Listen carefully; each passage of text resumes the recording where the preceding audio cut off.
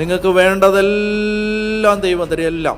നിങ്ങൾ ഒന്നിനെക്കുറിച്ച്, അതായത് നിങ്ങൾക്ക് നിങ്ങളെ ദൈവം എന്തെങ്കിലും ഒരു ഉത്തരവാദിത്തം ഏൽപ്പിച്ചിട്ടുണ്ടോ, അതിന് നിങ്ങൾക്ക് എന്തെല്ലാം വേണോ അത് മുഴുവൻ ദൈവം തരും. അത് നിങ്ങളെ ഏൽപ്പിച്ചിരിക്കുന്നത് ഒരു കുടുംബമാണെങ്കിൽ ആ കുടുംബത്തിന് എന്തെല്ലാം വേണോ അത് ദൈവം തരും. നിങ്ങളെ ദൈവം ഏൽപ്പിച്ച ഒരു ദൈവ ശുശ്രൂഷയാണെങ്കിൽ അതിന് എന്തെല്ലാം വേണോ അത് ദൈവം തരും.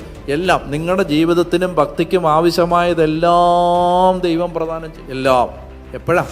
ഈ ലോകത്തിൽ നിങ്ങൾ വേറെ ഒന്നിൻ്റെയും പുറകെ നടക്കുന്നതിന് പകരം എൻ്റെ കർത്താവിനെ കുറിച്ച് എനിക്ക് അറിയണം, എനിക്ക് മനസ്സിലാക്കണം, എനിക്ക് എൻ്റെ കർത്താവിനെ കേൾക്കണം. എൻ്റെ കർത്താവിൻ്റെ വചനത്തിൽ ദൈവം എനിക്ക് എന്താണ് യേശുവിനെ കുറിച്ച് പറഞ്ഞു എനിക്കത് അറിയണം. ഞാൻ നിങ്ങളോട് പറയാം, നിങ്ങൾക്ക് വേണ്ടതെല്ലാം ദൈവം തന്നിരിക്കും. ഒന്നിനെക്കുറിച്ച് നിങ്ങൾ ആകുലപ്പെടണം. കർത്താവേ എനിക്ക് ഇത് താ എന്ന് പറയണ്ട, അത് തന്നിരിക്കും. നിങ്ങൾ ആഗ്രഹിച്ചാൽ മതി.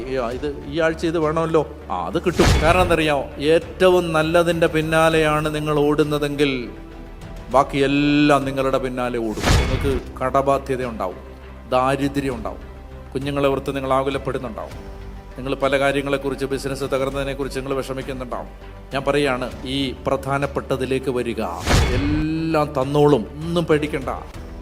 അനായാസമായൊരു ജീവിതം ദൈവം തരും. കഴിവല്ല, കൃപയാണ്. കൃപ നേടിയെടുത്തതല്ല, ദാനമാണ്. അധ്വാനിച്ചതല്ല, ദൈവമാണ് അധ്വാനിക്കുന്നത്. Are you on the track?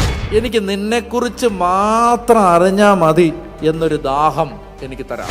എനിക്ക് വേറൊന്നും അറിയണ്ട, എനിക്ക് വേറൊന്നും വേണ്ട, എനിക്ക് നിന്നെ അറിഞ്ഞാൽ മതി.